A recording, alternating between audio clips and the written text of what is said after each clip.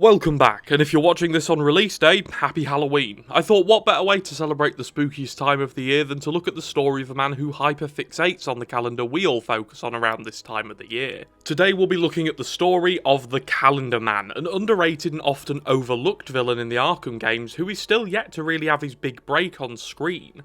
As with all lore videos, the footage on screen sometimes won't match up to what I'm saying due to a bit of his story happening off screen, but where possible, the footage will be matched up. So without further ado, do all the YouTube stuff to help the channel out. It's more important than ever with the recent algorithm changes, so help me out to make more content, and let's get into the story of the Calendar Man. Our first knowledge of Calendar Man doesn't involve Batman or even Arkham or Blackgate, it actually involves Catwoman. After Selina Kyle took up the mantle of Catwoman, the two crossed paths in an encounter linked to the Falcone crime family. Calendar Man had heard whispers that Catwoman was Carmine Falcone's illegitimate daughter, and he didn't keep that rumour to himself, which resulted in Selina not trusting him. We can actually hear the two talk about this rumour very briefly in Batman Arkham City. Well, Julian Day. What are you doing here? Catwoman? How very nice to see you here. Don't get too excited. There's no way I'm letting you free. Not after that Falcone mess. How funny that you should mention that illustrious family. And so close to your birthday. Tell me, are you expecting anything specific from your father this year? What do you mean? Oh, nothing, really. I'll be seeing you, kitty cat, this year or next. During the events of Batman Arkham Origins, Calendar Man was listed as Case 153CM in the Batcave, a methodical killer that the Dark Knight had personally investigated, arrested, and brought to justice. Although the police valiantly denied these rumours, and after his conviction, Julian Day was sentenced to death and confined to Blackgate Prison to await execution. According to the extortion files we hunt down in the Enigma side mission, his path to death row was far from ordinary, and Dr. Harleen Quinzel had initially declared him legally insane, but Warden Joseph pressured her into changing that diagnosis, so Judge Fremont Harkness could sentence him to death. In return, Quinzel was promised the right to evaluate all new inmates going forward. On Christmas Eve, the night of his scheduled execution, Day was being escorted to the gas chamber when the prison descended into chaos. Black Mask had led an assault on the facility and interrupted the execution, effectively saving Day from his fate. In a cruel twist, Black Mask would actually shove Commissioner Loeb into the chamber where Day was scheduled to be executed instead, making him take Day's place while reminding the killer that he now owed him for this. Julian Day, the kind-hearted and gentle soul that he is, repaid that favour later that same night, and we learn in Arkham City that he did it by tracking down Judge Harkness, the judge who sentenced him to death, and hanging him from the roof of his mansion with a string of Christmas lights. After murdering Judge Harkness, Calendar Man didn't stay free for long though, and he was eventually tracked down, arrested once again, and brought back into custody. This time his death sentence was actually overturned when the state ruled him insane and unfit to stand trial. Instead of another trip to Blackgate though, Julian Day was sent to Arkham Asylum, supposedly for life, where he became a patient under Dr. Penelope Young's supervision, who actually made notes about him as she did all her patients. Psychological profile. Day suffers from schizotypal personality disorder, with ideas of reference focusing around the calendar. He believes the major dates of Gregorian calendar mark times when he is personally and uniquely freed from societal norms. On these dates he exhibits mildly sociopathic, frequently criminal behaviour. He is in general one of the easier to treat here at Arkham, except on major holidays, when he becomes impossible to handle, displaying borderline behaviour and refusing to socialise throughout the day. Additional notes: I have been unable to source his ideas of reference. I suspect incidents of childhood trauma related due to a number of major holidays. Due to my tendency to work through the holidays, during which most of the other staff take leave, I've been able to study the majority of Day's schizotypal breaks. Dr. Penelope Young theorised that Calendar Man's obsession with dates might have actually stemmed from childhood trauma tied to specific days, moments that broke him and built the fixation that would define his life, which makes a ton of sense. Why else would he fix on holidays? It follows suit as well. Two-Face is torn between crime and justice, the two sides of his personality he had to embrace in his days as DA. Riddler is fixated on proving he's better than everyone, something he could never prove to his father. These characters all have experienced some level of trauma relating to their future alter egos, so this theory probably makes a lot of sense. During his time in Arkham while being studied, Calendar Man gained enough of the Joker's trust to be included in one of his darkest secrets, the imprisonment of Jason Todd within the asylum's walls. In a particularly sadistic display of his obsession, one May afternoon, Calendar Man delivered 365 punches to Jason's body, one for every day of the year. We can actually see this play out in Arkham Knight's prequel comic, Arkham Knight Genesis number 3. Day was able to escape Arkham Island during the Joker's Island breakout in Arkham Asylum, and we can once again find his cell, as we could in Arkham Origins. This cell is more calendarized, so to speak, and his design here in this game, despite only appearing in character bios, is a lot more comicified. But this design is really cool, and really fits Arkham Asylum's unique design standpoint, which a lot of the game follows. After the events on Arkham Island, Calendar Man returned to his murderous routines, claiming at least 2 more victims across Gotham. Tiger Security's growing presence in the city eventually cornered him though, and found Julian Day in a room surrounded by his latest kills, a scene as methodical and macabre as ever. He was sent back to Arkham Asylum, confined once again to a cell that could barely contain his fixation with time and the calendar. On July 14th, he quietly marked Bastille Day, the national day of France, muttering French phrases to himself and savouring the thought of relocation to the new prison city being built in North Gotham. That fantasy soon became reality when he was officially transferred to the massive containment zone known as Arkham City. It's within Arkham City's city stories that we can learn what happened to Calendar Man following his movement to Arkham City in the story simply titled Calendar Man. Julian Day, aka Calendar Man, had been locked up in his cell in Arkham Asylum for a full year when he was moved to Arkham City. Unable to celebrate the holidays in his own inimitable style, he could do nothing more than just imagine what he would have done if he were free. In Arkham City, he quickly found the Solomon Wayne courthouse and claimed it as his own. Anyone who dared come in was overpowered and taken to a cell where they remained until the next holiday, when Day would kill them. It was all going well until Two-Face arrived with a small army and took the courthouse for himself, locking Day up in a cell. So that's how Day found himself in his cell in Arkham City, but within Arkham City, Calendar Man stood out as one of the few inmates who didn't really pose a threat to Batman. When Two-Face seized control of the Solomon Wayne courthouse, he transformed it into his personal courtroom, serving as both judge and executioner.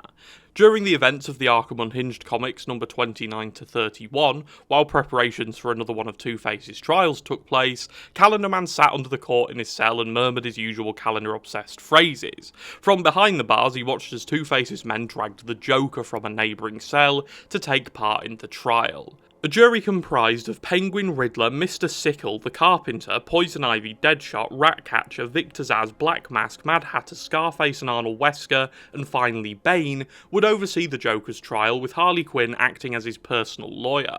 At one point, after Bane escaped out of the courtroom and left a juror seat vacant, Two-Face ordered a replacement. The guards brought in Calendar Man, who dryly remarked that it was a shame Killer Croc wasn't around to take his place, which is extremely valid from Mr. Calendar. I would have also loved to see Killer Croc here. The trial came to a halt though when Batman burst onto the scene. Two-Face immediately declared both Batman and the Joker guilty and sentenced them to death immediately. In the chaos that followed, Two-Face swung his massive gavel in an attempt to crush Batman, only to be stopped and actually saved by Calendar Man, who intervened and hurled the weapon aside before tackling him.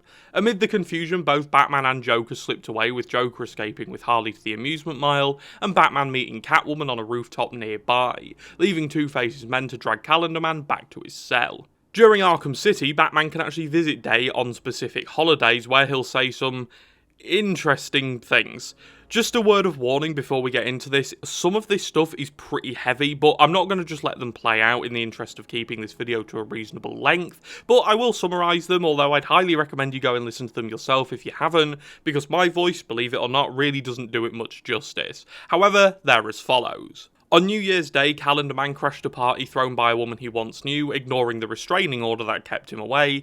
He arrived with a flamethrower, calling it his way of melting the ice as he torched the ballroom. On Valentine's Day, Calendar Man set out to impress a woman he'd never actually met. He arrived at her apartment with roses, chocolates and lingerie, convinced it was love at first sight. When she screamed in fear, he did what he does best and silenced her for good. And as he says in his own words, in the end he didn't smother her with gifts, he just smothered her to death. St. Patrick's Day, Calendar Man threw a boozy reunion for his old crew and spikes the beer with green mamba venom, after one of them tries to tip off Batman. He couldn't tell which rat it was, so he poisons them all. The gang ends up rotting under the shamrocks and Julian Day toasts Batman for his unintended help. April 1st, Calendar Man stalked a woman for over a week, learning her routine, and waited until April Fool's Day to strike. After overhearing her say her life lacked surprises, he decided to give her one. Early that morning, he cut the brake lines on her car and secretly watched from a camera he planted inside. As she lost control and crashed, he revelled in the irony. His only disappointment was that she couldn't hear him yell surprise when it all went wrong.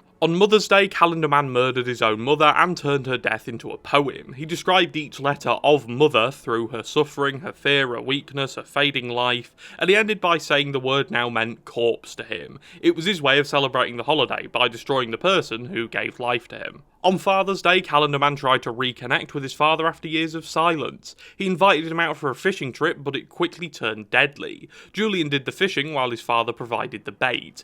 The bait being whatever body parts were left of him. Even years later, Calendar Man recalls the meal and feels a twisted sense of closeness to his father. On Independence Day, Calendar Man rigged his cell and every exit with explosives, celebrating his quote-unquote freedom from Arkham in the most literal way possible. He even sent a calendar to police headquarters with July torn out, hoping to stay a step ahead. Batman arrived just as the blast went off, stopping his escape, though the fire still tore through the intensive treatment ward. In August, Calendar Man unleashed packs of mad dogs on the city's scorching streets. Anyone bitten turned into a crazed animal, and with a little help from Scarecrow's hydrophobia formula, he timed it perfectly for August 16th, the feast day of Saint Rock, the patron saint of dogs. In early September, Calendar Man marked Labor Day with his own twisted celebrations. One year he posed as a construction worker and drove a bulldozer through the gold exchange. Another year he referenced the labours of Hercules, unleashing lions, bulls and wild boars across Gotham. One of his most quote-unquote inspired attacks came at a hospital maternity ward, where thankfully Batman was able to save everyone. Halloween in Arkham was kind of just another day for Calendar Man, since the asylum's halls were already full of monsters. But one year, when the Joker staged a breakout on All Hallows Eve, it was something special. The inmates ended up mingling with costumed partygoers, and the real screams only came when the masks of the inmates came off, revealing themselves to be Gotham's most wanted. In November, Calendar Man felt the pull of Thanksgiving, even if he was far from normal. One year he dropped in unannounced on a family's dinner while on the run. Their faces were full of shock and he didn't even know who they were.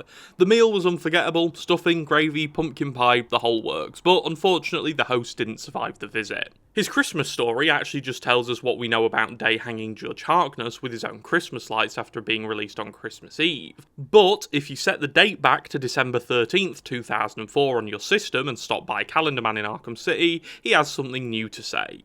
He foreshadows that he would be there at Batman's end, something we hear more about in his Arkham Knight diary. However, as we know, he actually would be there when Wayne Manor would eventually be blown up. Each time the player visits Calendar Man, the calendar outside his cell updates, with every completed date neatly crossed out. Once every marked date has been visited, the achievement or trophy tied to his appearance unlocks, but something far more unsettling happens in Arkham City itself. Calendar Man vanishes from his cell without a trace. In his place hangs the lifeless body of a two-faced thug swinging gently beneath the ceiling light. After the explosive trial, and in the lead up to the events of Batman Arkham Knight, we can read about some crimes committed by Calendar Man in the Gotham City story we can unlock by scanning his base near the Militia HQ. Resolutions, January the 1st. Happy New Year, diary. I feel melancholy. The old dates hold no magic anymore. My New Year's resolution is to find new occasions to celebrate. January 21st. I feel reborn. Today I celebrated National Hugging Day for the first time. I went to Elliott Memorial Hospital, covered myself in infected blood, and visited the children's ward. February 2nd, Happy Groundhog Day. My new guests and I are going to watch the stream from Punxsutawney together. If the rodent predicts an early spring, I'll let my friend go. But if the groundhog retreats to his burrow, I'll bury my guest alive. January 5th, World Environment Day. A worthy, important cause. I passed this message on to a class of school children by forcing them to drink Ace Chemicals runoff. They won't pollute now. September 19th. Dear Diary, happy International Talk Like a Pirate Day. Today I cut off a man's leg and nailed a wooden peg in its place. He couldn't walk the plank. Very disappointing. Checked on my scurvy victim, but she wasn't ready. Next year. The fuck? Checked on my scurvy victim. He just throws that in there at the end. Checked on my scurvy victim. Fucking hell, man. Oh my god. It's not funny. It's not funny. It's not. September 21st, Happy World Peace Day. I left bombs at the Karaki Embassy. October 29th, Halloween tempts me. I promised Batman I would be present at his end, and All Hallows Eve is the perfect time to bid farewell to him. I will make this one exception in my year of alternative celebrations. October 31st, damn Scarecrow. God damn, that was some heavy stuff, but what we learned from this is that Day was starting to grow tired of his usual holiday jaunts, and began celebrating less important holidays in genuinely really disgusting ways. I mean, all of the times he celebrates a holiday it's disgusting, but some of these are particularly grim. We can see in his diary that he planned to kill Batman on Halloween, but Scarecrow got in the way. He promised in Arkham City he'd be there at his end, and he reiterates it again here, and in a way he fulfilled his promise. In the Nightfall ending, when Bruce activates Nightfall at Wayne Manor, for a few brief frames, Calendar Man is there watching, proving that he really does take his date stuff seriously. For what would a Calendar Man be if he didn't save the date?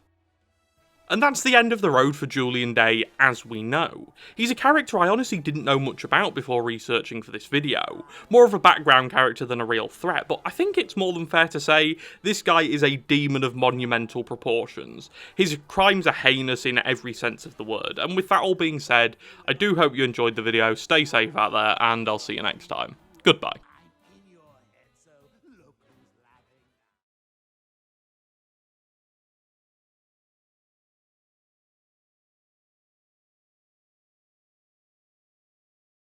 February 2nd, Happy Groundhog Day. My new house guest and I are going to watch the stream from Punxsutawney.